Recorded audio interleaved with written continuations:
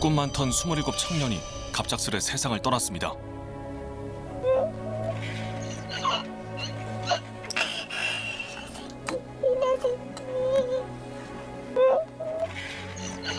직장 내 괴롭힘이 시작된 모양입니다. 수치감을 느끼는 그런 그 괴롭힘을 당한 걸로. 그의 심정이 담긴 음성. 3년 가까이 다 돼가는데도 언제까지 이래야 되는 진짜 맨날 이렇게 맨날 얼굴 살펴봤어요. 이분들은 괜찮을까 욕 안 할 건가 막 생각하고 솔직히 당해보지 않으면 모르세요 이거 진짜로. 자신의 고통을 호소하며 간절히 도움을 청했던 청년. 이거 진짜 아니면 극단적 선택을 할 수도 있을 것 같다. 좀 어떻게 조치를 할지를 본사에 얘기하면 어떤 액션도 없었고. 이젠 희망이 없구나. 아무도 나를 믿어주는 사람이 없겠구나. 결국 그는 바닷가에서 싸늘한 죽음을 맞았습니다.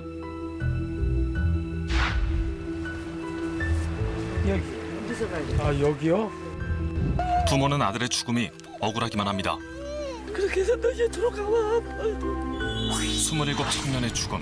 그는 왜 극단적인 선택을 할 수밖에 없었던 걸까요?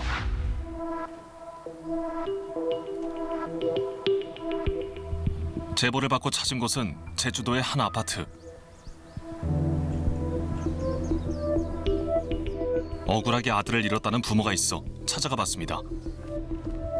도대체 그들의 아들에게 무슨 일이 있었던 걸까요?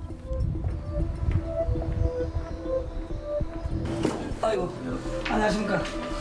아이고, 먼 길 오시느라 고생 많으셨습니다. 자세한 이야기를 들어보기로 했습니다. 작은 아들이 극단적 선택을 하게 된 것 때문인데요. 11월 6일 날 동료가 출근 안 했다고 전화가 왔었어요. 그래서 제가 왜 그럴 수가 없다. 이제 여기도 찾아보고 수소문해봐도 연락이 안 돼갖고 실종 신고를 했습니다. 5일 만에 발견됐습니다. 5일 만에? 지난 2018년 12월 11일 아들 동희 씨는 바닷가에서 싸늘한 주검으로 발견됐습니다. 얼굴 알아볼 수가 없었거든요. 5일 동안 그 거친 바위에 부딪히면서 솔직히 이게 뭐 나만 한 데가 있습니까? 아들의 시신이 발견된 바닷가. 부모님은 아들이 보고 싶을 때마다 이곳을 찾는답니다. 아버님 어디였어요? 여기. 여기요? 바닷물이 빠져나간 후 이곳에서 동희 씨가 모습을 드러냈다는데요. 이 넓은 바다에서 5일 만에 아들을 찾은 겁니다. 제 생각엔 우리 가족을 위해서 정말 나타나준 거예요.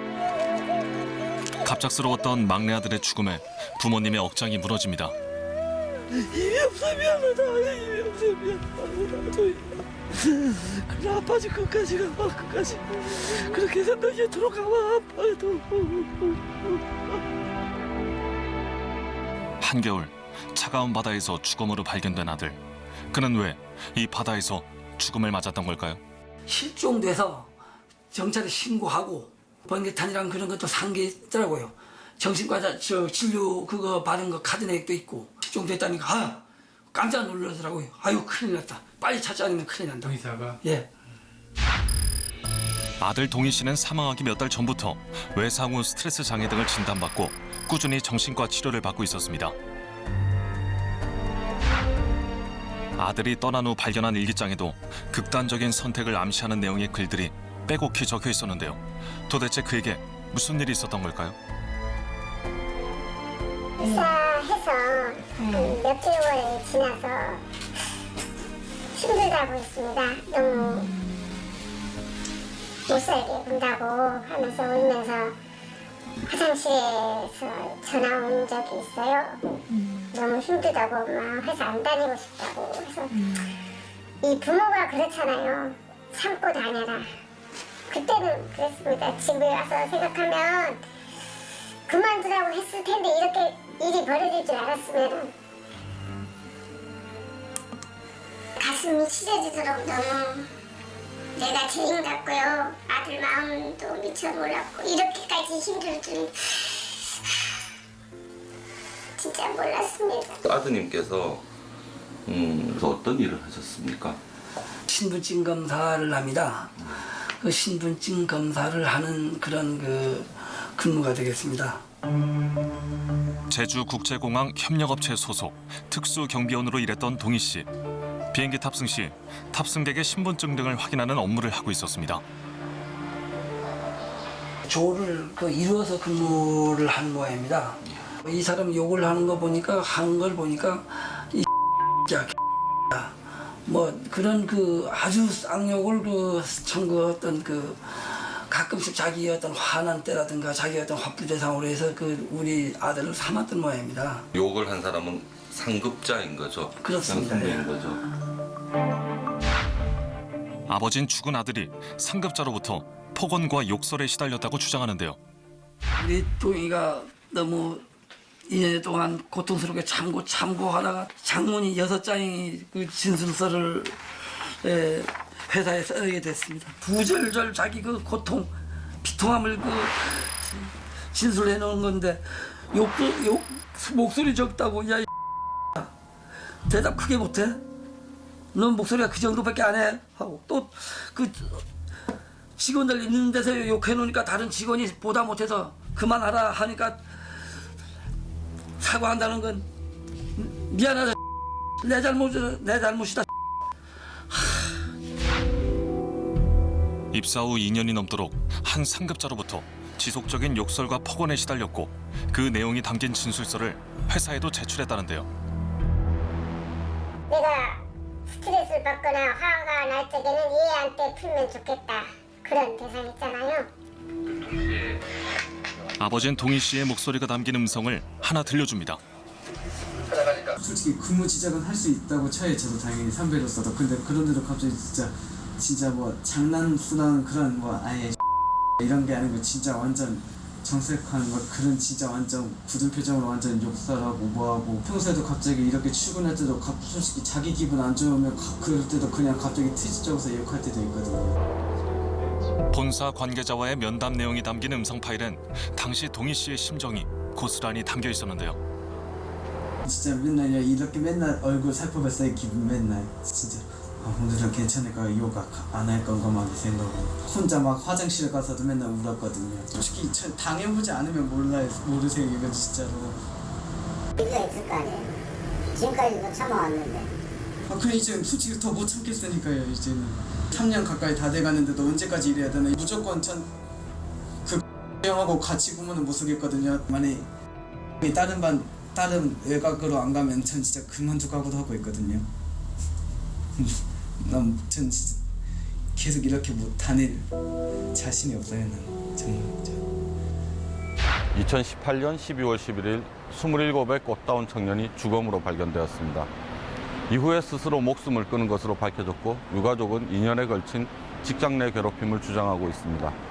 과연 그에게는 어떤 일이 일어났던 걸까요? 늘 마주칠 수밖에 없는 근무 환경. 상급자와의 일을 말하는 것은 그 자체가 부담이었을 겁니다. 하지만 동희 씨는 더는 견딜 수 없어 회사에 호소했는데요.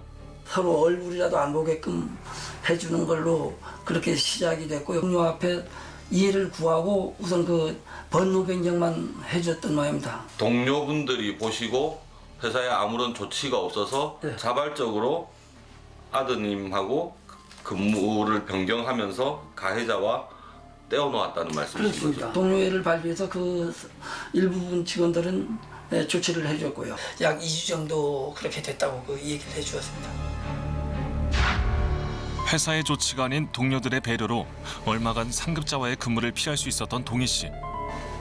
함께 근무했던 직장 동료들을 만나 당시 상황에 대해 알아보기로 했습니다. 직장 동료들은 동희 씨에 대해 어떻게 기억하고 있을까요? 동희 씨는 어떤 사람이었습니까? 제가 봤을 때는 좀 조용한 편이었고 업무적으로 일할 때는 참 야무지고 좀 성실하고 동료들과는 서슴없이 잘 지내는 편이었었고요. 하지만 그의 상태를 알게 된 동료들은 깊은 우려를 하지 않을 수 없었다는데요. 2년여간의 그런 신적 고통도 있었고 엄청 스트레스 많이 받았을 것 같아요. 웬만하면 수면 간당간당히 쓰지 않습니까? 많이 빼곡히 써가지고 요새는 깜짝 놀랐죠. 이게 그냥 넘어가면 안 되겠다 싶어가지고 저도 이제 대장한테 보고했고 대장하고 저하고 총장하고 삼자 이렇게 만나서 물어봤죠. 욕한 부분은 인정하더라고요. 작년 2월달에 퇴사했거든요. 가해자로 지목된 상급자 또한 동희 씨의 주장에 대해 일부는 인정했다는데요. 그즈음 동희 씨는 회사에서 어떤 모습이었을까요? 동희 씨가 근무를 끝나고 들어가서 쉬어야 되는데 안 들어가는 경우가 많아요. 들어가다 같이 마주치면 계속 뭐 많이 보고 이렇게 하니까 들어갈 수가 없는 거죠. 그래서 차에서 뭐 자거나 아니면 그냥 청사 내에서 밤에도 새벽에도 그냥 의자에 앉아 있다가 들어가지도 않고. 당시 상급자와 마주치지 않으려 애쓰며 동희 씨는 회사에서 어떤 조치가 내려지길 기다렸을 겁니다.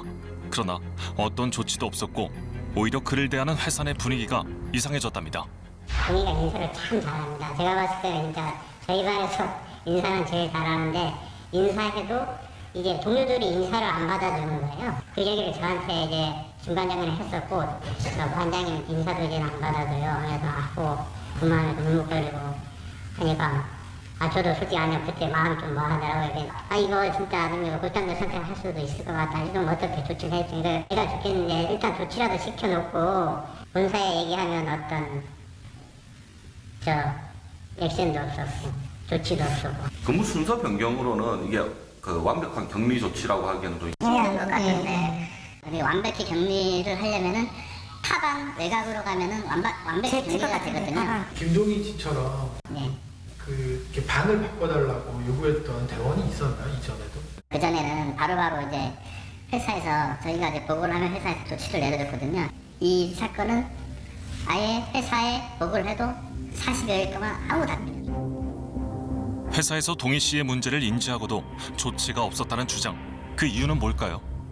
징계위원회 열기로 됐었는데 취소가 됐었습니다. 되어버렸습니다. 그 지휘자인 우리 동희 신난 그 동료에게 보낸 카톡 메시지를 공개를 한 모양입니다. 공개가 된 문자 메시지. 그것은 동희 씨와 친한 직장 동료 사이에 오간 것으로 추정되는데요. 동희 씨가 상급자에 대해 비방하는 내용이 담겨 있습니다. 그리고 문제의 상급자에게 대들라며 부추긴 사람이 있는 것처럼 보이는데요. 이 대화 내용이 알려지며 회사의 조치도 멈췄습니다. 사실 확인이 필요하다고 한 건지 그렇게 이 얘기가 됐더라고요. 3일 만에 바뀐 회사의 공지에는 징계위원회 개최 사유와 직장 내 괴롭힘인 동희 씨의 사건이 빠진 것을 확인할 수 있었습니다. 사실 확인이 필요하더라도 조치를 먼저 할 수는 없었던 걸까요? 선례들이 있었는데 네. 사실 어려운 일이 아닌 거잖아요. 네, 맞아요. 그렇죠. 그러니까 제 생각은 그렇습니다. 12월 9일 날 이제 출동되고 내려와서 본사팀장이 저한테 그런 얘기를 했어요. 노조가 인사 조치를 했으면 노조에서 가만히 있었겠네요. 딱 얘기를 하더라고요. 그러니까 제가 그때 생각한 게 애초부터 이거는 완전 노조 눈치 봤구나. 가해자는 노조 내각 조직 부자였습니다. 당시 가해자로 지목된 상급자는 노조의 간부였고 반대로 동희 씨는 비노조원이었던 상황. 갑자기 동희 씨에게 불리하게 상황이 전개된 건 그 때문이었을 거랍니다. 이제는 가해자의 힘이 돼줍시다. 힘이 돼줍시다라는 그 단속을 장문이 글을 올린 거예요. 그날 이후 노조 단체 대화방에 문제의 상급자에 대한 처사가 일방적이고 부당하다며 그에 도움이 되자는 메시지 하나가 올라왔습니다. 이젠 희망이었구나. 아무도 나를 믿어주는 사람이 없겠구나. 그런 부분으로 해서 아마도 자기 절심한 걸 바꾼 모양이에요. 회사 다니려고 했던 게. 직장 동료들 또한 이 메시지가 동희 씨에게 큰 절망감을 줬을 거라 짐작하는데요. 우리가 한 200명 정도인데 80% 거의 80% 정도의 이제 있는 단톡방에서 그렇게 띄우니까 자기 위치나 이런 게 얼마나 힘들었을지 그때는 저도 그때 딱 느낌이 왔어요. 네. 그즈음 회사에는 직원 약 100여 명의 탄원서가 제출되었습니다. 대부분 가해자로 지목된 상급자의 처분에 대해 선처해달라는 내용이었는데요.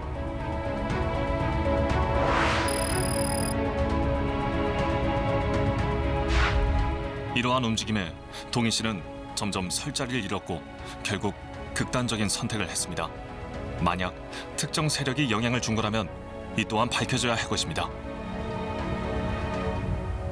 예, 여기 KBS 제보자들 팀입니다. 노조에서 징계를 못하게 했다.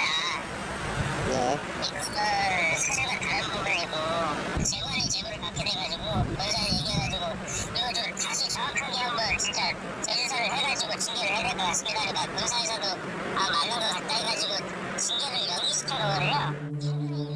노동조합에서는 재조사가 필요하다고 판단되어 단지 얘기만 했을 뿐 징계에는 관여하지 않았답니다.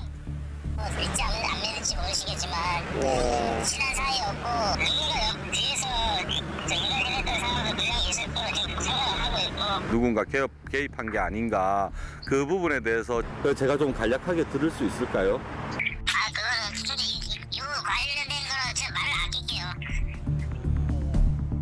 여전히 동희 씨를 조종하는 사람이 있었다는 의혹을 제기하는 노조 관계자. 직장 내 괴롭힘이 없었다는 걸까? 당시 가해자로 지목된 상급자를 찾았습니다. 집안에선 어떤 인기척도 없었습니다. 그와 전화 통화를 시도해봤습니다.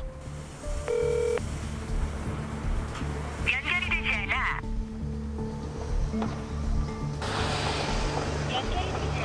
전화를 안 받죠. 수차례의 연락에도 아무 말도 들을 수 없는 상황. 수소문 끝에 상급자의 가족이 운영하는 가게를 찾았습니다. 문이 잠겨 있어. 문을 안 닫아. 그러나 이곳 또한 문이 굳게 닫혀 있었는데요.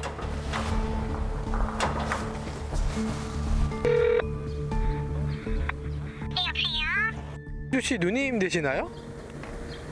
그런데요? 안녕하세요. 저희는 그 KBS 제보자들 제작팀이에요.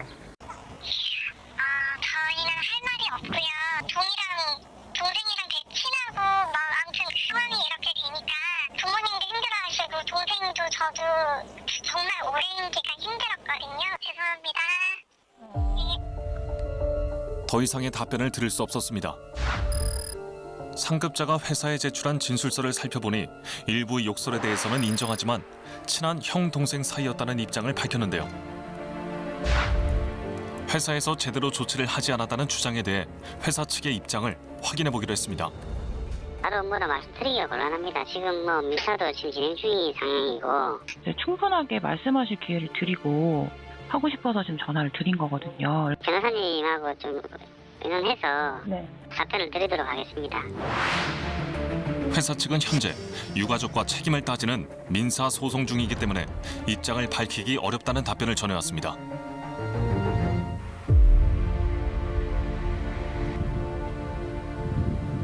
동희 씨가 세상을 등진 후 계절이 수차례 바뀌었습니다.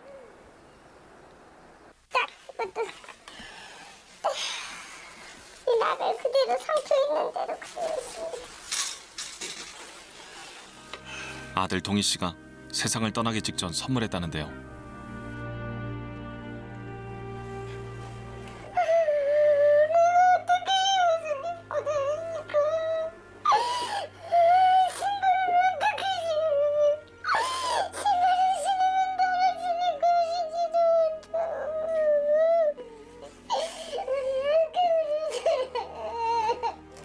어머닌 아들의 흔적이 사라질까 고이 간직하고 있었습니다.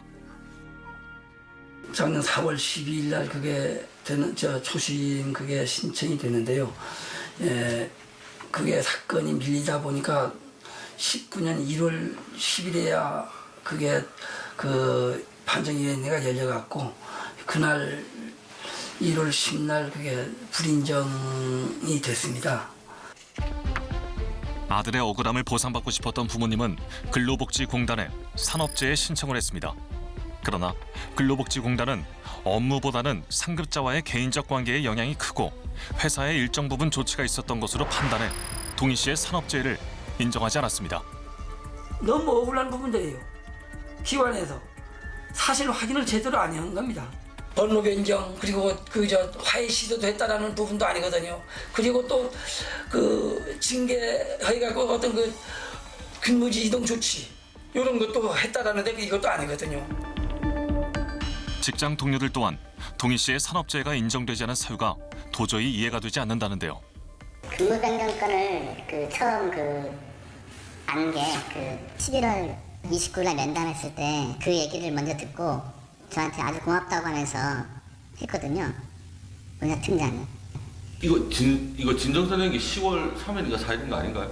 예, 11월 29일까지 변호 변경한 것도 몰라요, 회사는. 몰랐었어요. 그건 회사에서 한마디로 간부들한테 이해해가지고 한 거다 그런 식으로 얘기하더라고요. 그래가지고 그게 어떻게 그 회사에 그렇게 한 겁니까? 그거는 그 날짜조차도 모르는 거예요. 날짜조차도. 언제 병행했는지. 29일 면담 때 저한테 순발력있게 대처했다고 하고. 그 회사의 조치가 아니죠.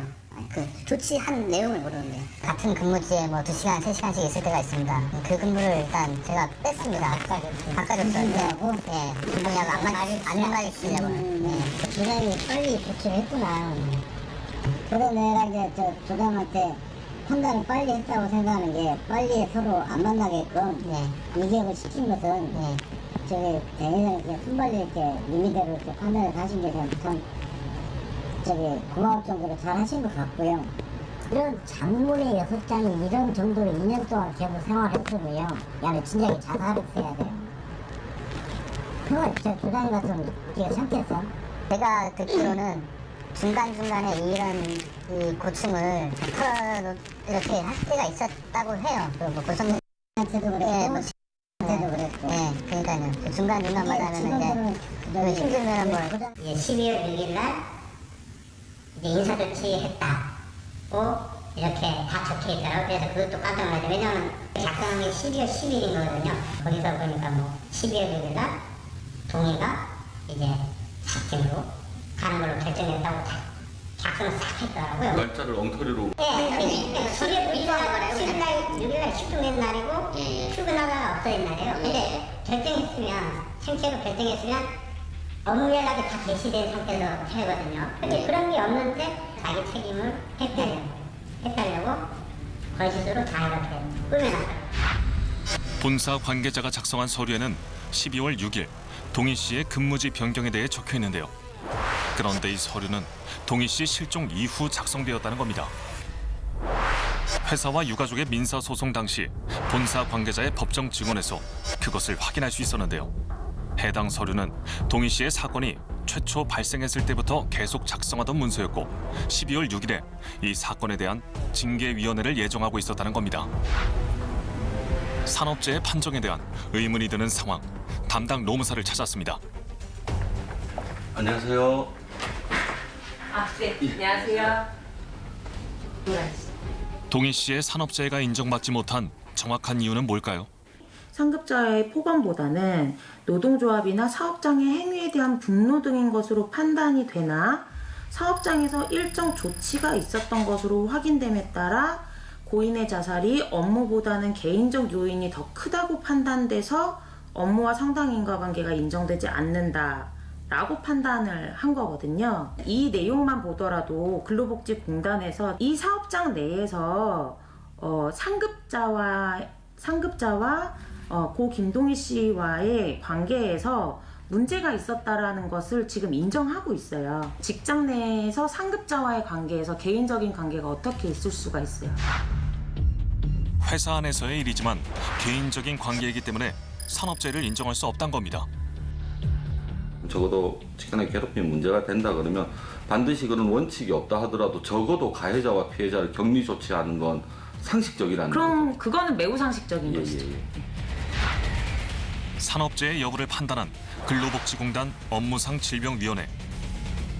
그들의 소견이 적힌 서류를 살펴보니 심지어 한 위원은 불인정 사유도 적지 않은 채 인정할 수 없다는 결론만을 내린 것으로 보였습니다. 왜 죽었는데? 심정지. 그렇지. 심정지로 죽었네? 업무상 인과관계 없네? 그래도 이 사람들은 뭐 말은 안 되지만 이렇게 적었잖아요. 이 사람은 그냥 하는 거죠. 네, 근데 이게 무슨 이건 정말 판단의 토대가 된 이 판정위원회 판정 자체가 이런 걸 가지고 무슨 판단을 한다고 정말 이건 제 지금 봐서는 좀 충격적이네요. 심지어는 사망하기 전에 이제는 우리는 가해자를 위해 싸우겠다. 탄원서를 100몇 장을 제출을 하고 있고 했다라는 거를 본인이 듣고 했는데 그런 심리적인 변화가 당연히 있었을 건데 업무상 질병판정위원회의 산업재해 판정의 토대가 되는 재해조사서에는 동희 씨의 심리적 외상성 사건과 발병 전 6개월간 주요 변화에 대해 없다고 표시되어 있었습니다. 근로복지공단 측의 입장을 들어봐야겠습니다. 개별 사건에 대해서 이제 인터뷰를 하는 것을 제가 안 하는 것으로 이렇게 결정을 했거든요. 설명을 한번 주보시면 제가 내부적으로 한번 검토를 해보겠습니다. 근로복지공단은 산업재해에 대한 조사가 제대로 이루어지지 않았다는 의혹에 대해 회사 측에서 2018년 11월 30일에 경고 및 근무 이동 조치한 것을 확인했다고 밝혔는데요. 잘못된 건데요. 아예. 11월 30일이면은 그 동희 씨가 생존해 있을 텐데. 그렇죠. 예. 그러면은 그 당사자도 알고 모든 사람들이 저는 그 당시에 조장했거든, 동희 씨 조장. 예, 조장도 모르는 그 인사명령을 이룰 수가 없죠. 본사 관계자가 작성한 서류에도 11월 30일에 경고나 근무지 이동 조치가 이루어졌다는 내용은 찾아볼 수 없었습니다. 근로복지공단은 현장 실사 등의 직접 확인이 아닌 회사 측이 제출한 자료에만 의존해 산업재해 판단을 내린 것으로 보입니다. 아까운 생을 마감한 27 청년. 그가 왜 세상을 떠날 수밖에 없었는지 하루빨리 밝혀지길 바랍니다. 최근 직장 내 괴롭힘으로 고통받는 사람들을 여전히 쉽게 만날 수 있는 사회. 국가인권위원회의 조사에 따르면 직장 내 괴롭힘을 경험한 근로자는 약 70%. 우리 곁엔 또 다른 동희 씨가 너무도 많습니다. 2019년 7월 직장 내 괴롭힘 금지법이 발효되었고 이 사건은 그 이전의 일입니다. 법의 효력을 떠나 가해자로 지칭된 사람과 피해자인 사람을 분리하여 마주치지 않도록 하는 것은 상식적인 수준의 조치입니다. 죽은 자는 말이 없습니다. 하지만 죽은 자의 침묵이 그러한 잘못의 면죄부가 되어서는 안 됩니다. 이 방송을 통한 우리의 관심이 망인과 유가족의 한을 푸는 데 도움이 될 수 있기를 바라봅니다.